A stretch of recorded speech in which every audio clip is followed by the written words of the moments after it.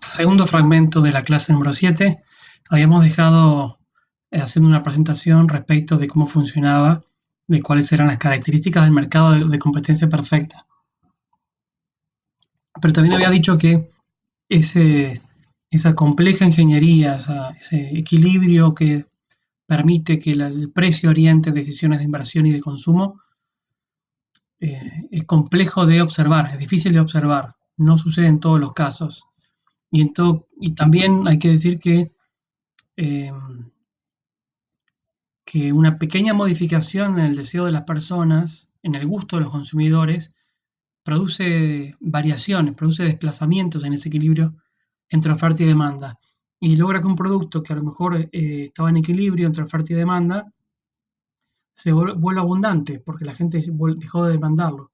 Y otro que era abundante y era de precio bajo, se vuelve muy demandado y muy requerido, como si estuviera de moda. Este, y ese desplazamiento lo que va a hacer es generar que productos que antes no tenían demanda, ahora sí la tienen, incluso están sobrepasados, y otros que tenían demanda ya no la tengan y tengan que cerrar esas fábricas o cambiar la forma de producir o cambiar los productos.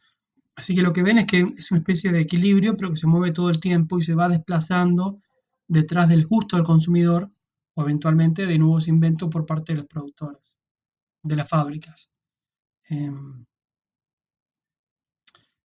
Podríamos decir que son muy pocas las empresas que pueden guiar ese gusto del consumidor, mayormente las multinacionales, pero en general ningún actor económico tiene capacidad para dirigir por sí solo ese gusto. Eh, Como diría Adam Smith, en ese equilibrio, toda intervención del Estado para los economistas liberales es potencialmente perjudicial, porque es un equilibrio muy inestable que funciona y si los precios no existen, no están, como para orientar esas decisiones de inversión, todo el mecanismo se echa a perder. Así es que ese es fundamentalmente la esencia del sistema de mercado capitalista que, que no siempre se observan esos 5 elementos presentes y claros en todos lados, sobre todo en la actualidad, eh, mayormente porque el capitalismo es un sistema que tiende a la concentración, que tiende a que no exista la atomicidad, que tiende a que los más grandes se coman los más chicos. ¿Eh? Así es que véanlo a ese ejemplo de mercado de competencia perfecta como un modelo ideal, que en todo caso es un objetivo a alcanzar, pero que no siempre se cumple o que mayormente no se cumple. ¿Eh? Porque en la práctica los mercados están tensionados por eso, por la concentración económica, por la publicidad, por las patentes, o por el Estado, o por los permanentes intentos de los productores, como dije también, por diferenciar sus productos, por lograr ser diferente a la competencia y a partir de ahí poder producir y poder vender algo a un precio distinto. Ahora, Barré, es otro de los autores que les recomendamos, desarrolla en su texto algunos casos en el cual el, el funcionamiento del mercado,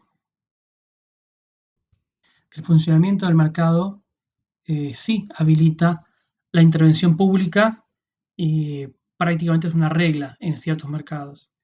Esto se da en mercados agrícolas, por ejemplo, porque muchas veces el productor agrícola, sobre todo el pequeño productor, inicia la siembra con muchos meses de anticipación al momento en el cual termina vendiendo el producto.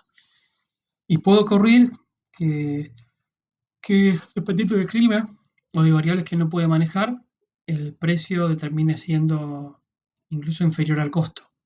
Por eso se ve que el Estado a veces sale al rescate de pequeños productores cuando los precios son muy bajos, es decir, cuando la paga por la unidad producida termina siendo menor al costo de producción.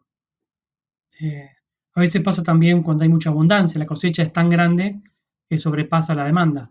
Entonces, el que no puede guardar la cosecha porque no tiene posibilidad de copiarla o se echa a perder, tiene que venderla barata porque es un producto que de repente se volvió abundante. Hoy por hoy tenemos, por ejemplo, en medio de esta pandemia, precios máximos, que sería el caso contrario. En estado como conté en el caso de los productores chicos, cuando hay una cosecha muy abundante, sale al rescate y pone precios mínimos. Pero también el Estado ha puesto, y justamente hoy, después de mucho tiempo, volvió a poner precios máximos. ¿Para qué? Para que la oferta no aproveche la mayor demanda que existen sobre ciertos bienes y ciertos servicios. Otro caso en el cual el Estado ha intervenido con mucha rigurosidad, con mucha regularidad, son los precios vinculados a los servicios públicos. Y esto tiene una razón bastante simple, y es que los servicios públicos, como ya hablamos algo cuando hablamos de las privatizadas, tienden a ser empresas monopólicas, empresas que no tienen competencia y por tanto no tienen una referencia los consumidores para elegir en caso de que el precio se eleve demasiado. No tienen otra chance de mudar su consumo hacia otro productor. Entonces ahí el Estado también interviene y regula y establece condiciones respecto de qué precio se les puede cobrar por los servicios públicos a las personas. Un tercer mercado, tipo de mercado en el cual es habitual la intervención del Estado y digamos que se ha vuelto normal, es el que tiene que ver con, con ciertos productos que son de manera permanente escasos, por definición, como puede ser el dólar, por ejemplo, o algunos insumos escasos importados o muy caros de producir. Lo que hace el Estado ahí es tratar de evitar que la demanda sobrepase la oferta, por diversos mecanismos. ¿Tá? Así que lo que podemos ver a través de esta última parte es que encontramos cierta interacción entre el interés público, que no quiere que se fundan los pequeños productores, que no quiere que los consumidores paguen por encima de los costos de los servicios públicos, o pagar por administrar también la escasez de dólares y poner por delante ciertos fines públicos, ciertos fines más generales. Así que ahí vemos como dentro del capitalismo incluso funciona cierta intervención pública, no en uno, dos o tres, sino en varios mercados. Hagamos un parrafito también de la economía socialista, la economía eh, de orientación marxista, como funcionó históricamente la Unión Soviética, y todavía quedan algunos pocos países en el mundo, como por ejemplo Cuba. Lo que existe en esos casos, lo que existe en esos casos es un comité de expertos que lo que hacía era definir el precio de los productos y servicios en general derivado de su costo de producción de las empresas. Esas oficinas públicas lo que hacían era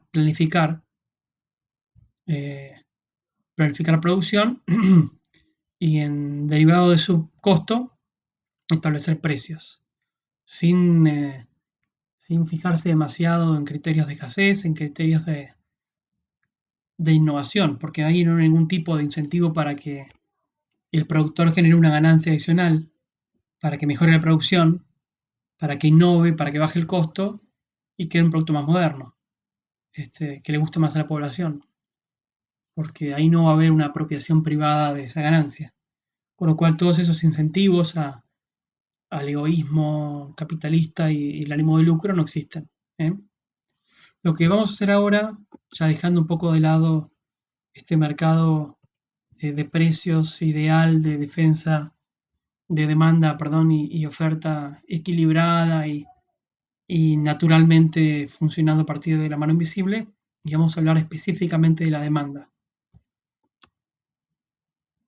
Vamos a decir que es uno de los dos elementos del mercado y la cual podríamos definir como la cantidad de un bien o servicio eh, que los sujetos económicos están dispuestos a adquirir a un cierto precio, ¿no? La demanda.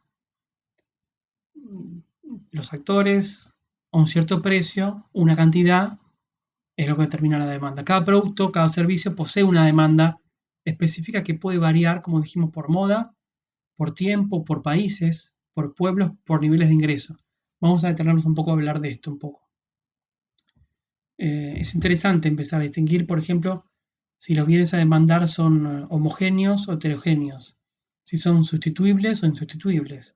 Y ahí lo que entra a jugar es un montón de elementos vinculados a la calidad, a la marca, a la publicidad y, como dijimos, a todo lo que tiene que ver con diferenciar el producto.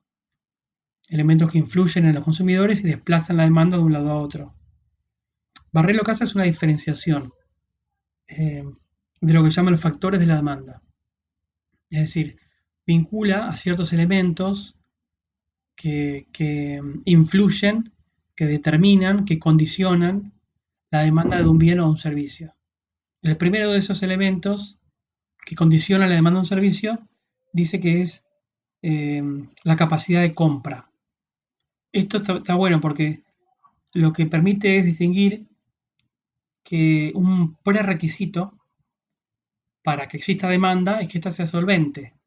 O sea que solo va a haber demanda, solo va a haber del otro lado oferta, solo va a haber productor generando algo en la medida que exista capacidad de compra para demandar, que existe una demanda efectiva medida en dinero para comprar. Puede haber una demanda que sea insolvente y el productor no va a tener en la vista abastecer esa demanda insolvente. Por lo menos en este punto podríamos abrir todo una especie de gran debate alrededor de la distribución de la riqueza, de los niveles de renta y cómo esas diferencias sociales provocan o generan un efecto sobre el mercado, un efecto sobre la oferta. A mí me interesa en este punto que podamos pensar, sería mucho mejor obviamente que estén ustedes acá, o yo ahí, y podamos discutir sobre cómo la división del ingreso, el reparto de la riqueza, eh, conforman una oferta, conforman un mercado sesgado. Fíjense una cosa, eh, por la posibilidad que uno a veces tiene de conocer otros lugares, pude darme cuenta que en España o en Estados Unidos mismo hay marcas de ropa que tienen por destino, que tienen por target, por objetivo, eh, que pueda comprarla cualquier persona. Yo he comprado remeras por $3, he comprado anteojos por $1, cosas muy baratas, que por supuesto, obviamente, cuando el dólar ahora sube acá y se vuelve a 100 pesos, se vuelven caros, pero ropa muy barata, o incluso hay cadenas de comidas rápidas que son pensadas para que pueda comprarla todo el mundo. ¿Y qué pasa en la Argentina? Piensen en eso. ¿Qué pasa ¿Hay en la Argentina cadenas de restaurantes o cadenas de comida? ¿O hay marcas de ropa especializados en vender barato? Mi experiencia es que no, pero por ahí ustedes conocen. Yo diría que lo contrario. Bueno, salvo por ahí un negocio de barrio o en tienda de barrio, lo normal es que las marcas más reconocidas, ropa de moda, restaurantes, los que hacen publicidad en todo caso, están siempre dirigidos a un estrato social alto, a un grupo de personas con alto nivel adquisitivo. ¿Y eso por qué? ¿Por qué piensan que pasa eso? ¿Por qué en los países ricos justamente hay muchas cadenas de comida y restaurantes y ropa barata y los países pobres no? Los países pobres tienen restaurantes caros y ropa cara. Me parece que es una interesante pregunta, que lamentablemente, por esta vía indirecta, cuesta responder, cuesta encontrar un listado de posibles razones, pero para cerrar el fragmento podríamos decir que en la Argentina los productores en general se dirigen hacia los sectores solventes, hacia aquellos que tienen capacidad de compra, incluso aunque haya una crisis. Porque hay sectores que por más que baje el empleo o que bajen los salarios o lo que sea, aún tienen capacidad de consumo, aún son solventes y pueden salir a comprar productos demandados, ofertados por el mercado.